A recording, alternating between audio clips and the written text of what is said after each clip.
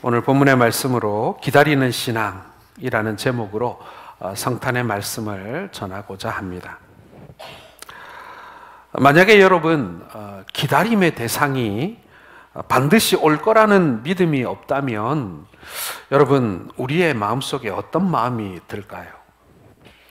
아침에 직장에 출근하는 남편이 저녁에 반드시 집으로 돌아오리라는 믿음이 없다면 그 집에 있는 아내의 마음이 어떻겠습니까?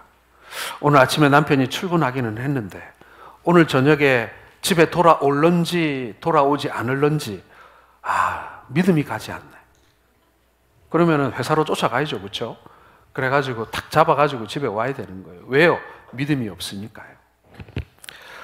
언젠가는 기다리는 대상이 꼭 올 거라고 하는 그 믿음의 유무가 기다리는 사람의 현재라고 하는 그 시간의 질을 결정한다라는 것입니다. 돌아올 사람이라는 사실을 믿는 것과 믿지 않는 것에 따라 오늘을 살아가는 내 삶이 달라질 수 있다, 그런 이야기인 것입니다. 예컨대 어린아이가 처음 엄마와 떨어져서 유치원에 갈 때입니다. 애착의 유형에 따라 다른 행동의 양상이 나타난다고 합니다. 엄마와 잠시 헤어져 있는 건 슬프지만 곧 다시 엄마를 만날 거니까 괜찮아 라고 생각하는 이런 아이를 뭐라고 하냐면 안정애착형 아이라고 얘기합니다.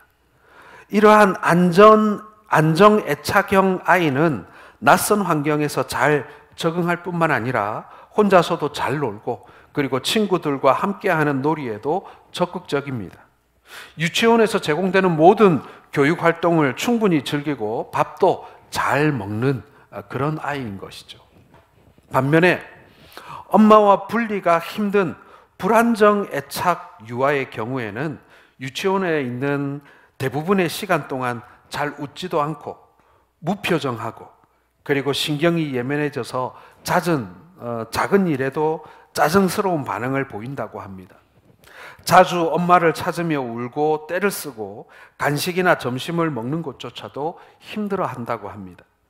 무엇보다도 두드러지는 특징은 아무리 재미있는 놀이가 진행 중이어도 좀처럼 거기에 몰입하지도 못하고 불안해한다라는 것이죠. 몸은 유치원에 와 있지만 마음은 여전히 집에 머물러 있는 부조화 상태가 계속된다라는 것입니다. 애착 안정형 아이와 애착 불안정 아이의 차이가 그렇다라는 것입니다. 왜요? 엄마를 다시 만날 것에 대한 믿음이 있는 아이와 그 믿음이 흔들려서 불안해하고 있는 아이가 어떻게 삶이 다른가를 보여주는 것입니다. 여러분, 우리도 그렇지 않을까요? 우리도 주님 다시 만날 날을 믿고 있는 사람의 삶과 주님 다시 만날 날이 다시 만날라나 어쩌려나 그 믿음이 약하거나 없거나 흔들리는 사람의 오늘의 삶은 그 삶의 태도와 질이 다를 수밖에 없다라는 그런 이야기인 것입니다. 그러므로 여러분, 기다림이라는 것은요 굉장히 중요한 문제입니다. 믿음 없이 기다리는 것과 믿음 가지고 기다리는 것은 분명히 다른 삶이라는 것이죠. 주님 다시 만날 날을 기다리는 그 기다림과 죽을 날만 기다리는 그 기다림이 어떻게 같을 수가 있겠습니까? 주님 다시 만나 또 다른 영생 복락을 누리게 될 것에 대한 기대를 가지고 사는 삶과 죽으면 다 끝이야 라고 생각하는 그러한 기다림을 가지고 사는 사람이 어떻게 삶이 똑같을 수가 있느냐 하는 것입니다. 그러므로 여러분, 오늘 우리가 성탄을 기다리고 있습니다. 이제 하루가 지나면 우리가 성탄절을 맞이하게 되는데요, 우리가 주님 처음 만난 그때와 주님 다시 만날 그때를 기다림은 그게 큰 차이가 있겠습니까? 옛날 이스라엘 자손은요 메시아를 목마르게 기다렸습니다. 우리는 이미 오신 예수님을 믿지만 그들은 과거에 아직 오지 않은 메시아 하나님의 아들을 기다리며 살았던 것입니다. 기다림의 대상과 그리고 내용은 다르지만 이 기다림이라는 과정은 똑같은 것이죠. 하나님의 선민인 이스라엘 자손들이 메시아를 기다린 것이나 오늘 그리스도를 통하여 구원받은 우리가 예수님의 재림을 기다리는 그 기다림이라고 하는 것은 크게 다르지 않다라는 것입니다. 오늘은 여러분, 우리가 잘 아는 시므온, 예수님을 기다렸던 시므온과 안나와 함께 메시아의 탄생을 기다렸던 또 다른 한 사람, 사가랴라고 하는 사람의 이야기를 오늘 우리가 말씀을 통해 보고자 합니다.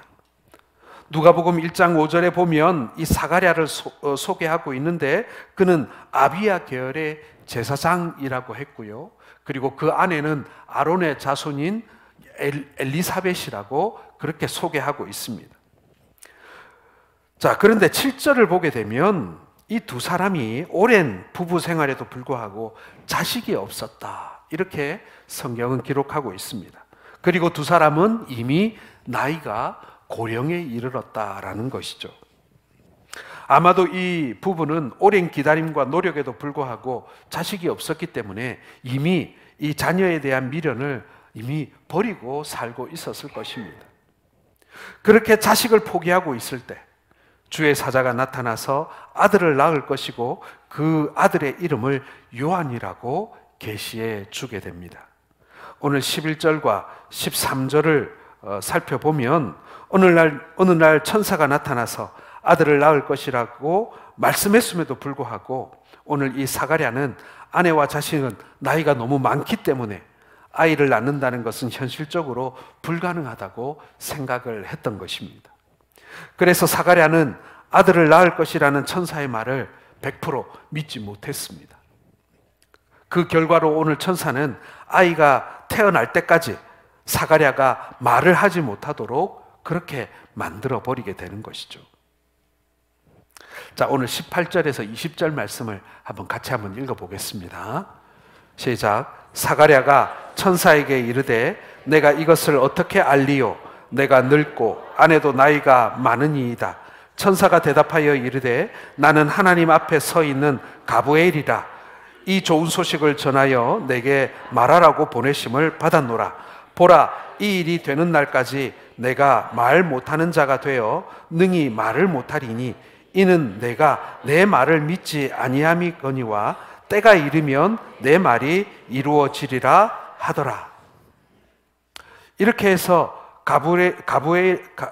가브리엘이 이 요한이 태어날 것에 대한 이 예언을 했음에도 불구하고 사가랴는 말을 못하고 벙어리로 그 10달의 시간을 보내야만 했습니다.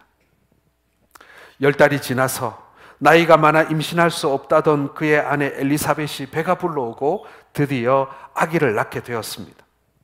아기를 낳자 사람들이 아기의 이름을 아버지의 이름을 따서 사가랴 주니어라고 짓고자 하였습니다. 여러분, 그 당시에는요, 할아버지, 아버지, 손자, 그리고 그 손자의 아들까지 이름이 이렇게 비슷하게 돌아갑니다. 할아버지의 이름이 손자 혹은 아버지의 이름이 아들에게 이렇게 전해지는 것이죠. 이것은요, 그 이름 속에 그 가문의 이 가문이 어떤 가문인가 하는 내용이 담겨져 있습니다. 심지어는 그 이름 속에 그 가문에 이렇게 대대로 내려오는 가업, 직업도 그 이름 속에 포함되어 있고요. 이름만 딱 들으면 어느 집안 자손이다라는 것을 알 수 있도록 그렇게 소위 말해서 이름 몇 가지를 가지고 이렇게 계속 돌려서 그 집안 남자들이 이름을 짓고 있었던 것입니다. 그래서 이 사가랴의 어렵게 얻은 이 아들의 이름도 아버지의 이름을 따서 사가랴 주니어라고 이렇게 짓고자 했다라는 것이죠. 자, 그런데 갑자기 이 사가랴가 말을 못하니까 사람들에게 막 손짓 발짓을 하면서 뭔가 말하고 싶어 하는 것입니다. 그리고는 서판을 가져다가 거기에다가 요한이라고 이름을 적게 됩니다. 그때 그 입이 열리고 혀가 풀어져서 말을 할 수 있게 되는 것이죠. 천사 가브리엘이 말한 대로 이 아이의 이름은 요한이라고 지어야만 했습니다. 그리고 사가랴는 그것을 사람들에게 이제 말하기 시작하는 것입니다. 자, 입이 열리자 사가랴는 하나님을 찬송하며 예언하기 시작합니다. 이 예언은요, 어떻게 우리가 얼핏 보면은 자기가 지금 낳은 아들 요한에 관한 예언처럼 보이지만 아닙니다. 오늘 이 사가랴의 예언은 메시아의 예수님에 관한 예언인 것입니다.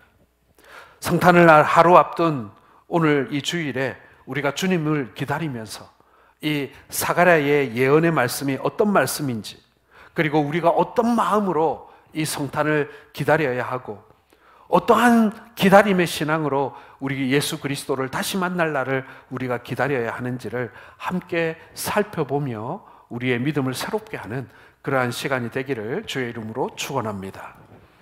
먼저 여러분, 오늘 사가랴의 예언은요, 하나님의 백성이 속량받는다라는 예언이었습니다. 자, 오늘 67절에서 69절을 한번 같이 읽어보겠습니다. 시작. 그 붙인 사가랴가 성령의 충만함을 받아 예언하여 이르되 찬송하리로다. 주 이스라엘의 하나님이여 그 백성을 돌보사 속량하시며 우리를 위하여 구원의 뿔을 그 종 다윗의 집에 일으키셨으니. 여러분, 여기서 속량이라는 단어가 등장합니다. 이 단어에 특별함이 있어요. 이스라엘의 하나님이 구원의 뿔을 그 종 다윗의 집에 일으키셨다라고 말씀합니다. 자, 여러분, 다윗의 집에 일으킨 구원의 뿔이 무엇이겠습니까? 바로 예수 그리스도입니다. 여러분, 이 구원의 뿔이 무엇이냐면요, 이스라엘 백성들이 성막에서 하나님 앞에 제사할 때 그 분향단의 네 모퉁이에 이렇게 뾰족한 뿔이 이렇게 세워져 있었습니다. 그 뿔이 구원의 뿔이다, 이렇게 불렀다라는 것이죠. 왜냐하면 그곳에서 일어나는 제사로 말미암아 이스라엘 백성들이 죄를 용서받고 구원받을 수 있기 때문에 그런 것이기도 하고요. 그리고 누구든지 살인한 자라 할지라도 그 번제단의 그 구원의 뿔을 붙잡으면 목숨을 보존받고 정당한 재판을 받을 수 있도록 돼 있기 때문에 그 뿔을 구원의 뿔이라고 불렀다라는 것입니다. 자, 그런데 바로 예수 그리스도가 바로 구원의 뿔이다, 이렇게 설명되고 있는 것입니다.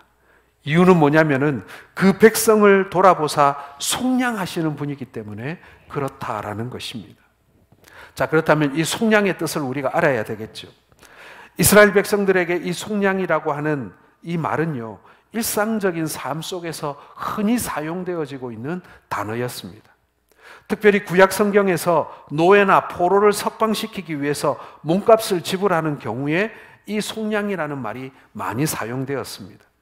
신약 성경에서는 이 구약 성경에서 가지고 있던 이 기본 토대 위에 그리스도의 죽음의 목적을 설명하기 위해서 이 속량이라는 단어를 사용한 것입니다. 즉, 우리가 자주 사용하는 표현 가운데 예수님의 보혈의 피로 우리가 속량함을 받았다, 이렇게 말하지 않습니까? 예수님께서 인간의 구원을 위해서 그 대가로 어린 양의 피와 같은 보혈의 피로 우리를 사주셨다, 우리를 속량해 주셨다, 그렇게 말할 수가 있는 것입니다. 이 속량이라고 하는 단어는 노예 제도가 있었던 그 당시에 더 의미 있게 사용되었을 것입니다. 어떤 사람이 시장에 나가 보았습니다.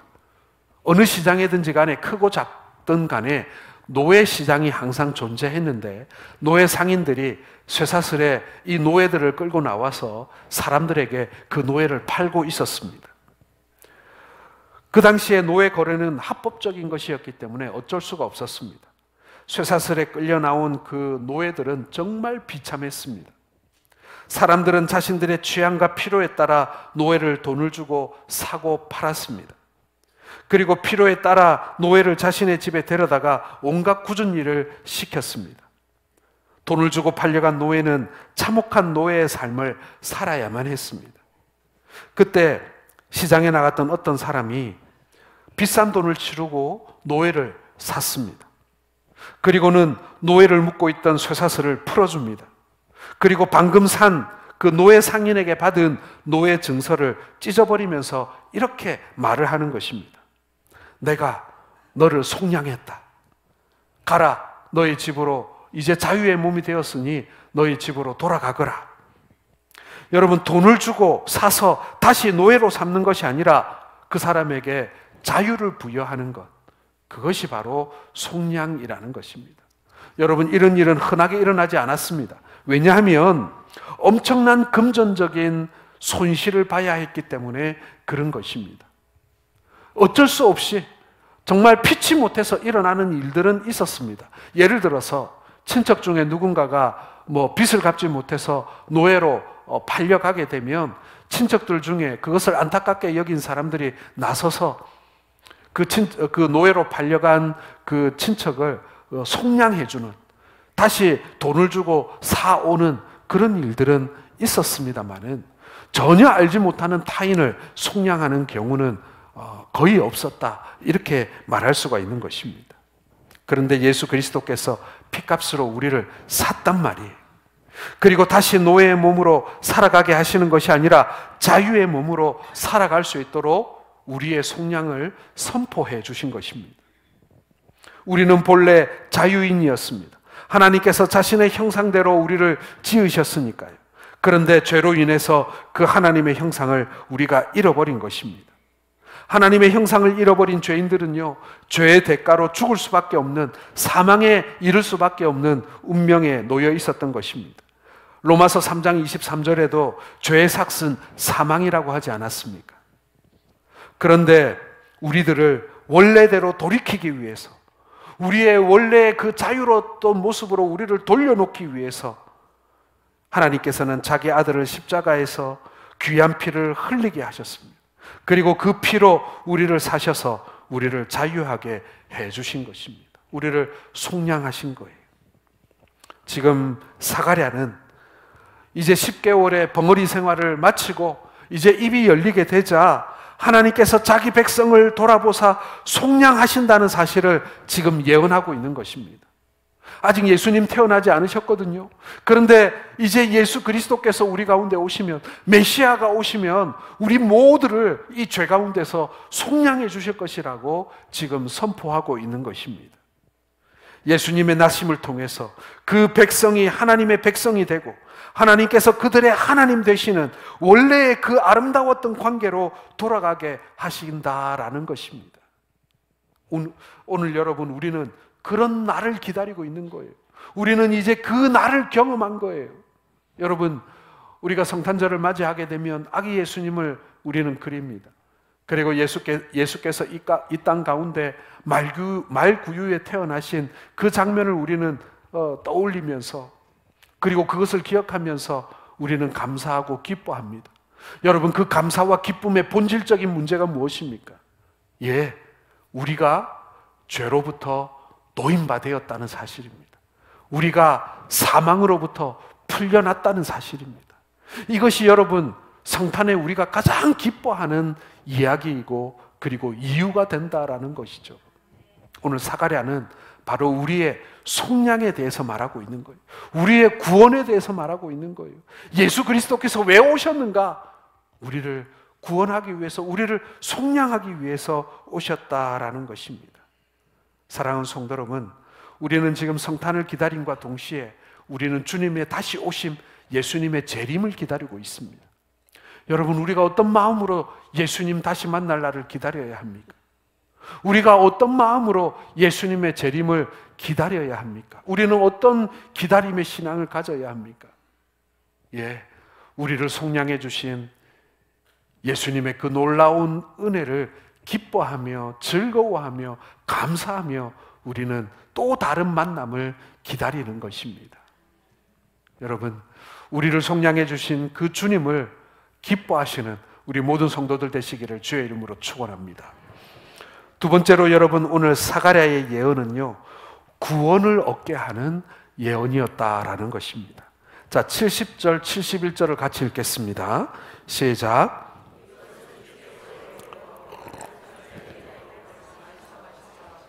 우리 원수에게와 우리를 미워하는 모든 자의 손에서 구원하시는 일이라.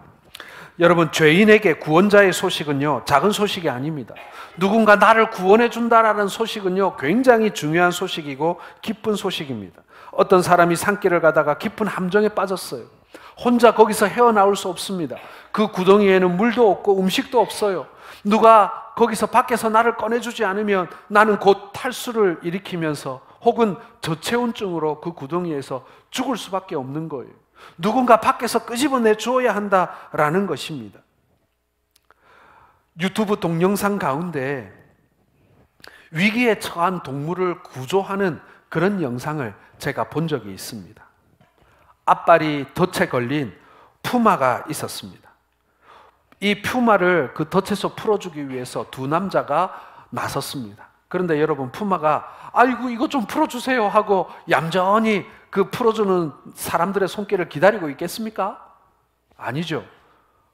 발이 아픔에도 불구하고 남자 두 사람이 이렇게 서서히 다가오니까 으르렁거리고 막 이빨을 드러내면서 소리를 지르고 부르짖고, 그리고 막 이 발톱을 드러내면서 막 허공에 막 이렇게 막 발길질을 해댑니다. 가까이 오면 죽는다 하면서 말이죠. 자, 사람들의 본래 의도가 무엇입니까? 그거 풀어줄게, 살려줄게 하고 다가오는데, 이 푸마는 사람들의 마음을 알 길이 없는 거예요. 그래서 사람들이 큰 천을 가지고요, 이 푸마의 얼굴을 이렇게 팍 이렇게 뒤집어 씌웁니다. 그래서 아무것도 보이지 않게 하고 이 덫을 풀어주는 그런 장면을 본 적이 있습니다. 엄청나게 큰 코끼리가 웅덩이에 빠졌어요.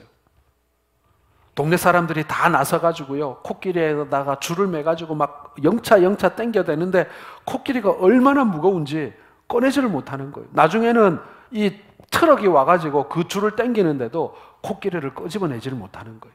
나중에는 어떻게 하냐면 큰 포크레인이 와가지고요, 그 코끼리가 빠진 웅덩이를 점점점 넓게 파는 거예요. 점점점 그 웅덩이를 넓게 파가지고 이게 완만하게 만든 다음에 코끼리가 나올 수 있도록 그렇게 해주는 장면도 본 적이 있습니다. 큰 들소가 들판에서 풀을 뜯다가 어떻게 된 건지 그 뿔이 철조망에 엉겼어요. 그래가지고 며칠 동안 거기에 그렇게 매달려 있었는지는 모르지만 그 들소가 벌써 다 죽게 된 그 상황에 사람들이 이 절단기를 가져가가지고 그 철조망을 끊어서 그 들소를 살려주는 그런 장면도 있었습니다. 그리고 이 영상의 마무리는요, 아주 훈훈하게 끝나요. 푸마와 코끼리와 이 들소가요, 이 사람에게 막 고마운 마음을 막 표현하는 듯한 장면을 끝으로 이 영상이 끝나는데요, 이거는 편집자의 그 의도가 들어간 거예요. 실제로 동물은요, 그렇게 고마운지 모릅니다. 왜냐하면 웅덩이도 사람이 판 것이고 철조망도 사람이 만든 것이고 덫도 사람이 놓은 거잖아요. 그러니까 이 동물들은요, 이 사람이 그냥 싫고 무서운 거예요. 풀어주자마자 얼른 도망갔죠. 그런데 영상을 그렇게 찍으면 감동이 없잖아요. 그러니까 영상을 아주 잘 찍어가지고 이 동물들이 사람한테 이렇게 고마워하는 장면으로 이게 영상이 끝나는 거예요. 여러분, 우리도요, 죄 가운데 빠져 살고 있을 때는요, 예수 그리스도께서 왜 오신지 우리는 몰라요. 지금도 세상의 많은 사람들은요, 성탄절이 되었지만 왜 성탄절이 기쁜 날인지, 왜 성탄절이 우리에게 소중한 날인지 그 사람들은 몰라요. 예수님께서 죄 가운데 살고 있는, 죄의 덫에 잡혀가지고 다 죽어가고 있는 자기들을 살리기 위해서 오셨다라는 그 사실을 모르니까요. 여전히 이 십자가를 향해서, 여전히 교회를 향해서, 여전히 예수님을 향해서 그들은 으르렁거리고 이빨을 드러내고 발톱을 허공에 휘젓고 있을 뿐이에요. 왜요? 자기들을 구원하기 위해서 왔다는 사실을 모르니까요. 사랑하는 성도 여러분, 인간이 죄의 함정에 빠졌습니다. 인간 스스로 도저히 빠져나올 수 없습니다. 하나님은 우리를 그 함정에서 구원하시려고 오셨습니다. 온갖 방법을 다 동원해 보았지만요, 인간은 거절할 뿐이에요. 선지자도 보내고, 그리고 우리 가운데 믿음의 사람들을 보내서 구원의 말씀을 선포했지만 그때뿐이었어요. 돌아서면 불순종하고 돌아서면 우상 숭배하고, 우리가 그 하나님의 구원의 손길을 몇 번이나 거절했는지 몰라요. 그게 인간의 역사예요. 인간은 하나님의 음성을 들을 수가 없습니다. 이해하지 못해요. 그래서 하나님은 인간이 되시기로 결정하신 것입니다. 하나님은 스스로 사람이 되기로 결정하신 거예요. 그리고 스스로를 희생함으로 우리를 그 위기의 구덩이에서 건져내 주신 것입니다. 그것이 바로 성경에서 이야기하는 하나님의 구원의 이야기, 바로 성탄절의 이야기인 거예요. 성탄절은요, 아기 예수님의 태어나심을 기념하는 날이기도 하지만요, 더 중요한 것은요, 하나님이 사람이 되신 날이라는 거예요. 하나님께서 우리를 구원하시기 위해서 사람이 되어 오셨다. 바로 그것이 성탄의 본질이라는 것입니다. 푸마를 구원하기 위해서 푸마의 말을 하고요, 코끼리를 구원하기 위해서 코끼리가 되고요, 그리고 들소를 구원하기 위해서 들소가 되었다고 생각해 보세요. 야, 너 좀 가만히 있어봐. 내가 지금 너 구해주러 왔잖아. 좀 으르렁거리지 말고, 들이받으려고 하지 말고, 할퀴려고 하지 말고 좀 가만히 있어봐. 내 풀어줄게. 말이 통하면 얼마나 좋겠어요. 우리 주님께서는 바로 인간의 몸으로 우리 가운데 오셔서 우리에게 그 구원의 방법을 너무나도 선명하고 너무나도 분명하고 너무나도 알기 쉽게 오늘 우리에게 보여주신 것이에요. 바로 아기 예수 그리스도께서 우리 가운데 오시는 그 모습, 얼마나 평범합니까? 얼마나 쉽습니까? 얼마나 우리에게 자세하게 알려주셨습니까? 예수님께서 오셔서요, 사람들에게 정말 너무나도 쉽게 그 복음을 알려주셨어요. 그리고 그 복음이 잘 기록되어져서 잘 전해져서 오늘날 우리에게도 그 복음이 너무나도 선명하고 분명하게 전달되고 있지 않습니까? 오늘 이 성육신의 사건을 사가랴는 예언하고 있는 것입니다. 사랑하는 성도 여러분, 오늘 우리 가운데 우리의 구원을 위해 찾아와 주신 그 주님을 찬양하며 기뻐하는 우리 성도들 되시기를 주의 이름으로 축원합니다. 마지막 세 번째로 사가랴의 예언은요, 약속의 성취와 메시아의 통치에 관한 그러한 예언이었습니다. 자, 72절에서 75절의 말씀을 같이 읽어보겠습니다. 시작. 우리 조상을 긍휼히 여기시며 그 거룩한 언약을 기억하셨으니 우리가 원수의 손에서 건지심을 받고 종신토록 주의 앞에서 성결과 의로 두려움이 없이 섬기게 하리라 하셨도다. 자, 하나님은 이스라엘 백성들과 언약을 맺을 때가 있었는데, 한 번은 아브라함과 맺은 언약이었고 또 한 번은 모세와 맺은 언약이었습니다. 모세와 맺은 언약은 양방 간에, 쌍방 간에 합의가 전제되어 있었습니다. 시내산 언약이죠. 이 언약은 출애굽기 19장에 나오고 있는데요, 19장 5절과 6절에 우리가 한번 같이 읽어보겠습니다. 세계가 다 내게 속하였나니 너희가 내 말을 잘 듣고 내 언약을 지키면 너희는 모든 민족 중에서 내 소유가 되겠고 너희가 내게 대하여 제사장 나라가 되며 거룩한 백성이 되리라. 자, 이 말을 들은 이스라엘 백성들이 출애굽기 19장 8절에 보면요, 여호와께서 명령하신 대로 우리가 다 행하리이다 라고 하면서 우리 하나님의 그 언약의 말씀에 대하여 동의하고 있습니다. 아멘 하는 것이죠. 이렇게 하나님이 제시한 언약에 대해서 이스라엘 백성들은 모두 아멘 하며 그 언약을 받아들입니다. 자, 그런데 아브라함과 맺은 언약은 매우 일방적인 언약이었습니다. 모세 언약은 그렇게 좀 쌍방적인 것이었다면 그 이전의 아브라함 언약은 일방적이었어요. 둘이서 합의한 내용이 아니었습니다. 아브라함은 그저 지켜만 보는 입장이었어요. 하나님께서 아브라함에게 짐승들을 쪼개어 마주보게 합니다. 아브라함은 하나님의 말씀에 따라 3년 된 암송아지, 3년 된 암년소, 3년 된 수양, 그리고 산비둘기와 집비둘기 새끼를 취하여 그것을 갈라서 서로 마주보게 합니다. 여러분, 짐승을 쪼개어 놓는다는 것은요, 그것을 어긴 자들에게 재앙이 임한다는 뜻입니다. 죽음이 임하게 되고 원수의 손안에 들어가게 된다는 뜻입니다. 아브라함이 반으로 갈라놓은 짐승 사이로 지나가므로 그 언약을 어길 시에는 짐승이 쪼개진 것처럼 쪼개진다는 의미인 거예요. 그만큼 언약에 대한 확실성이 있다는 것입니다. 거짓말하실 수 없는 하나님께서 그 약속하신 것은 반드시 이루실 것이라고 약속하신 것입니다. 자, 그러면 이 약속이 왜 중요하냐? 그것은 하나님이 이 약속을 반드시 지키셨다라는 것입니다. 그것도 모세와의 언약이 있기 이전에 아브라함과 맺은 언약을 하나님께서 지키신 것입니다. 아브라함과 도대체 무슨 약속을 하셨습니까? 창세기 15장 18절에 하나님은 아브라함과 이렇게 약속을 하셨어요. 그날에 여호와께서 아브라함과 더불어 언약을 세워 이르시되 내가 이 땅을 애굽 강에서부터 그 큰 강 유브라데까지 내 자손에게 주노니. 자, 나일강에서 바벨론 유브라테스 강까지의 땅을 아브라함의 자손에게 주시겠다라고 하는 그 약속을 하신 것입니다. 바울은 이 후손이 바로 예수 그리스도라고 설명해 주고 계십니다. 자, 그런데 과연 이스라엘의 역사 가운데요, 이 이집트 나일강에서부터 바벨론 유브라테스 강까지 그렇게 그 땅을 다 차지하던 역사가 있었습니까? 이스라엘 역사 가운데 가장 넓은 영토를 자랑했던 다윗의 시대에도 그것은 이루지 못했습니다. 지금도 이스라엘은 그 팔레스타인 그 좁은 땅덩어리 안에서 맨날 지지고 볶고 싸우고 있을 뿐이지, 이집트 나일강에서부터 저기 중동 한가운데 유브라테스 강까지 다 이스라엘이 그것을 차지하게 된다? 그런 일은 아직도 일어난 적이 없습니다. 그럼에도 사가랴의 예언은 주 예수 그리스도를 통해 가져올 바로 하나님 나라, 메시아 왕국을 말하고 있는 것입니다. 이것이 이스라엘의 제왕이 차지할 영토에 관한 이야기가 아니라 바로 예수 그리스도로 말미암아 이 땅 가운데 임할 하나님의 나라에 관한 설명이라는 것입니다. 그리스도는 왕 중에 왕이시고 모든 이 땅의 주들 중에 주시라는 거예요.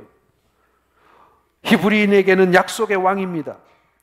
히브리인들에게는 그들의 지경을 넓혀줄 왕입니다. 그리고 이 땅을 지으셨을 뿐만 아니라 이 땅을 다스리시는 영원한 통치자라는 사실인 것입니다. 마침내 사가랴는 그것을 볼 수 있게 된 거예요. 그는 모세의 언약 이전에 아브라함에게 하셨던 그 언약을 기억하고 마침내 이 땅 가운데 메시아의 나라, 하나님의 나라가 임할 것을 이제 보게 되고 그것을 예언하고 있는 것입니다. 사랑하는 성도 여러분, 오늘날 우리가 기다리는 성탄은요, 아기 예수님을 기다리는 것이기도 하지만, 그러나 이 땅을 영원히 다스릴 이 땅의 통치자를 기다리고 있는 시간들인 것입니다. 오늘 우리가 맞이한 예수 그리스도는요, 물론 마국간에 참으로 더러운 구유에 누이신 정말 보잘것없는 아기의 모습으로 이 땅 가운데 오셨지만, 이 땅을 다스리고 이 땅을 운행하시는 이 땅의 주인이 오신 그 놀라운 사건을 우리는 지금 목도하고 있는 것입니다. 여러분, 이것이 어떻게 작은 사건일 수가 있겠습니까? 저는 군대에 있을 때요, 1년에 한 번씩 사단장이 우리 부대를 순시하던 그때를 한번 생각해 봅니다. 난리가 납니다. 길에 돌멩이 하나도 남기지 말아야 합니다. 모든 건물에 페인트 칠을 다 해야 합니다. 아이고, 꽃밭에 꽃이 없네. 이러면 산에 올라가서 산에 피어있는 그 진달래 다 캐갖고 내려와가지고 부대에다 다 심어 놓습니다. 그게 다음 주에 죽을지언정 그거 다 심어 놔야 합니다. 예. 부대장이 와도 그렇게 온 난리가 나는데 말이죠. 이 땅을 다스릴 영원한 왕을 맞이하는 우리들의 모습, 이 땅의 최고의 권력자를 맞이하는 우리의 모습, 우리의 기쁨은 어떠해야 하겠습니까? 이제 말씀을 마치고자 합니다.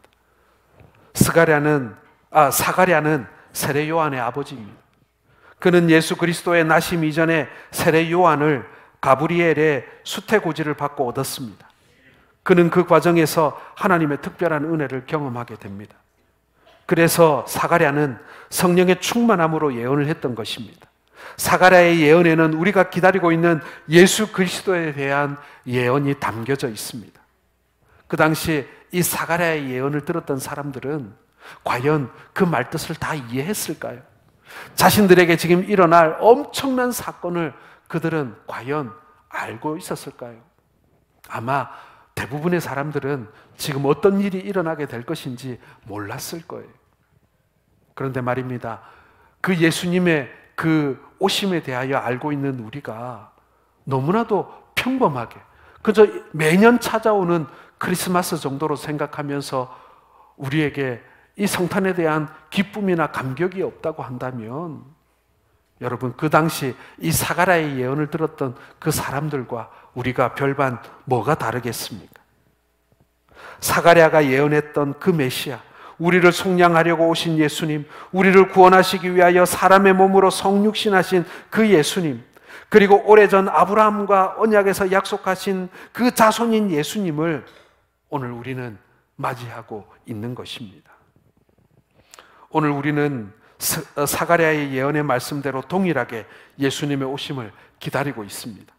우리를 속량해 주실 그리스도, 우리를 구원하시기 위하여 재림하실 그리스도, 아브라함과 언약을 지키셨던 것처럼 2000년 전 다시 오시겠다고 약속하신 그 재림하실 예수 그리스도를 기다리며 우리는 오늘 2023년도에 성탄을 우리는 맞이하고 있는 것입니다. 사랑하는 성도 여러분, 기다림의 신앙이라고 말씀드렸습니다. 과연 누구를 기다리고 있으며 어떠한 사람을 우리는 기다리고 있습니까? 우리가 다시 만나게 될 예수님은 어떠한 분입니까? 정말 엄청난 분 아니겠습니까? 그 엄청나신 예수님을 다시 만날 날을 우리가 기다리고 있는 우리들, 그저 죽을 날만을 기다리는 인생과 이 땅을 창조하시고 우리를 구원하시며 지금도 이 땅을 다스리고 계신 만왕의 왕이신 그 예수 그리스도를 다시 만날 날을 기다리며 예비하고 있는 우리의 모습이, 우리의 삶이 어떻게 똑같을 수가 있겠습니까? 사랑하는 성도 여러분, 예수님 만날 날을 기다리며 사는 신앙을 가지시길 바랍니다. 그 신앙이 있어야 우리의 오늘이 달라질 수밖에 없고요, 우리의 신앙이 새로워질 수 있는 것입니다. 주님 만날 날이 그리 멀지 않았잖아요. 우리가 어떤 모습으로 주님을 만날지, 오늘 어떤 모습으로 살아가다 주님을 만날지 여러분 다시 되돌아보면서 점검해보는 성탄의 시간이 되시기를 주님의 이름으로 축원합니다. 기도하겠습니다.